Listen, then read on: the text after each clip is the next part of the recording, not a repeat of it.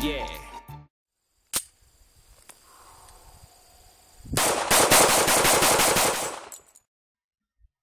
Hello everybody, Mr. G here. Before I start, I want to thank everybody for your feedback on my first video. I hope it was helpful for everyone. One thing that I noticed that I did in the first video, as one of my faithful viewers pointed out, was that I used the word a lot. So I'm going to try and do a lot better job about doing that and not saying that, because I understand that that can be pretty frustrating for some of you guys that are listening. Anyway, what I'm going to talk to you about today is a 45 ACP. And you're thinking, man, nothing is manlier and sexier and bigger than a 45 ACP. When I hear 45 ACP, I think of like the Dodge Ram. You know, it adds extra girth. So here it is, the 45 ACP. Look at it. Look at its glory. Actually, I am just kidding. This is a Colt Pocket Light 380 ACP. Now, I do this because when you hear 45 ACP, one of the first things you probably think about is a 1911. And that's understandable. The 1911 is a very nice gun with a single action only system. You know, they're very slim, very sleek. I think they're very sexy. Anyway, that's not what I wanted to talk to you today. I want to talk to you guys today about the 45 ACP round in a slightly different package. One that's maybe a little bit more modern, and one that hopefully a lot of you guys haven't heard a lot about. If you have, then I'm sorry, this video might not help you out. What I want to talk to you today about is the Glock 30 SF slim frame model in a 45 ACP. This gun is a double stack design, you can see right there, and it holds 10 rounds of the 45 ACP. Now these happen to be Golden Sabers 230 grain rounds. If you have not yet looked up what a 230 grain Remington Golden Saber does to ballistics gel or any kind of other target, you need to look that up because it is just almost scary. I believe one of these rounds will go through, out of a barrel like this is roughly a 3-inch barrel, will go through, I think, 13.5 inches of ballistics gel on top of denim. So it's nothing nothing to laugh at. It will do some serious damage. We're talking a hole like that. It just peels back apart and it's really nasty. Anyway, the Glock design is something that a lot of us are very familiar with.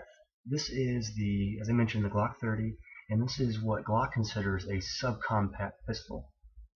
I think it's more of a subcompact pistol, because you're probably thinking, oh yeah, a full-size Glock 17, that's pretty damn big, right? But a Glock 17, or sorry, I said, yeah, Glock 17, a Glock 19, you guys consider a compact. Well, unfortunately, even though this is considered a subcompact by 45 standards, this is actually about the same size as a Glock 19 or a Glock 23. When I say same size, this is a safety check just so you can say this is empty, magazine's empty.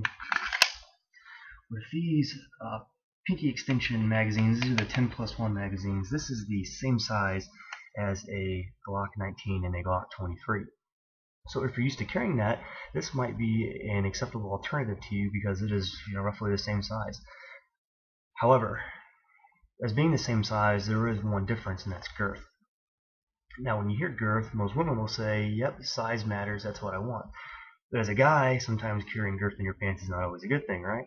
Well, maybe in the case of carrying a concealed carry weapon. This is a very, very, very thick gun. So that is the back right there. You can see what it looks like. And here is that same pocket light held up next to it. So you can see as far as, there we go, as far as girth goes, that's a big freaking difference right there. I mean, we're talking roughly, I don't know, half an inch, I would say. So that's a lot. This is a big gun to carry in your pants. If you're not used to that, it can be very uncomfortable.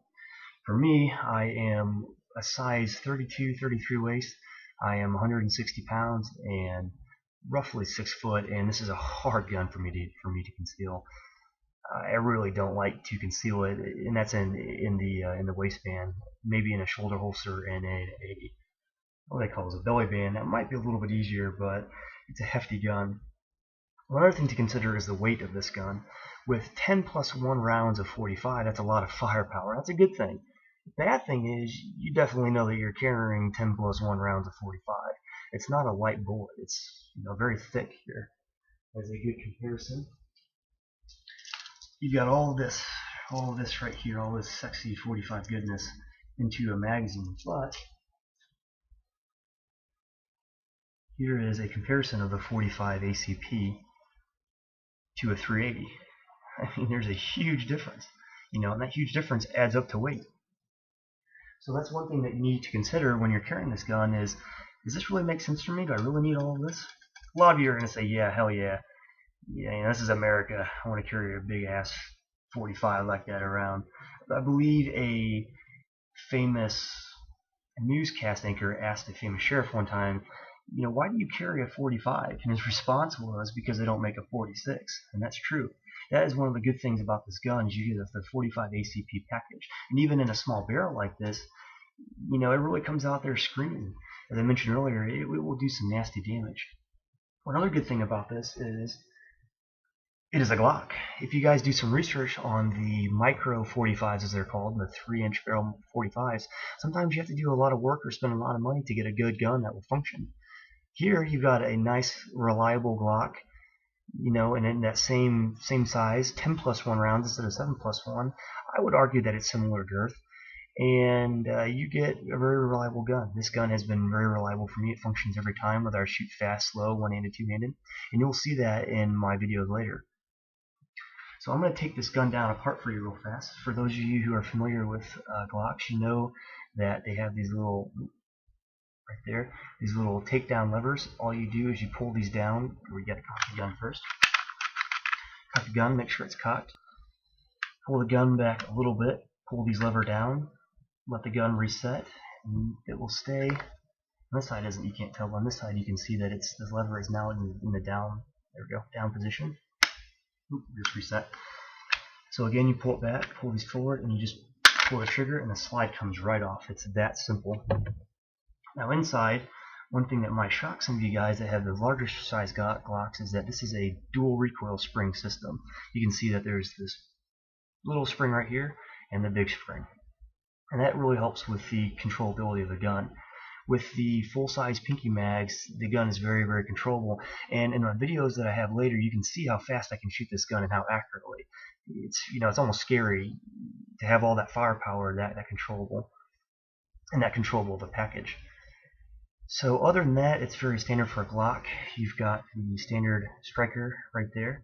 And then in my car video, you notice that I mentioned a striker safety, and that is that little button right there you can see.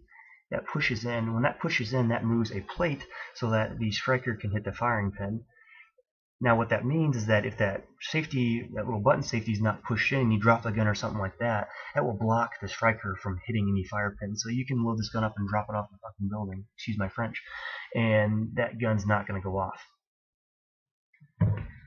On the frame, I also mentioned this in my car video, that there's not a lot of steel there, but really, it's a Glock. It's really thick steel. You're not going to notice a difference.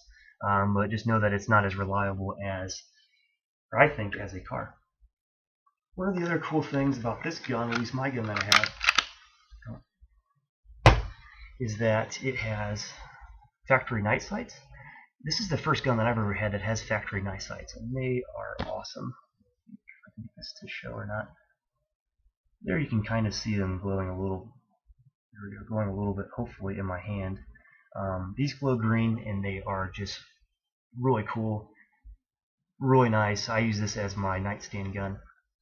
Anyway, now if you want a gun that will fit a little bit better as far as concealed carry goes, you can buy 9-round magazines that will cut off right here. You see this little cutout right here? It will fit flush with that. These do not fit flush and add a good ½ inch onto the bottom. So that might be something to look into if you think that this gun is too long for you. I really don't think it's that long. Now here's the kicker for me. I am planning on trading this gun in for a little bit, and that's not because of how it shoots or how controllable it is or for reliability, just because of its size. I would much rather have a Glock 27 that is a little bit thinner, a little bit smaller in the handle, and that's where it makes a big difference for me. in a 10 or excuse me a 40 caliber Smith & Wesson round, and the Glock 27 is also a 10+1 gun. So that is the review that I have for you today. Feel free to ask me any questions. Like I mentioned in my other video, I'm very down to earth and very honest. I will answer your questions to the best of my ability. And now I will show you a video of me shooting 2 magazines of this gun. Enjoy, and I hope you guys have a great day. Mr. G out.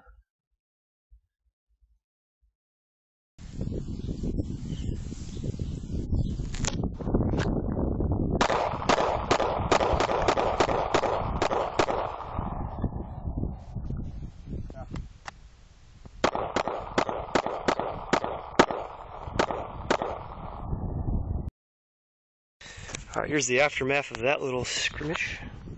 1, 2, you guys see okay? 1, 2, 3, 4, 5, 6, 7, 8, 9, 10, 11, 12, 13, 14, 15, 16, 17, 18, 19. I lost one there somewhere, but that's alright.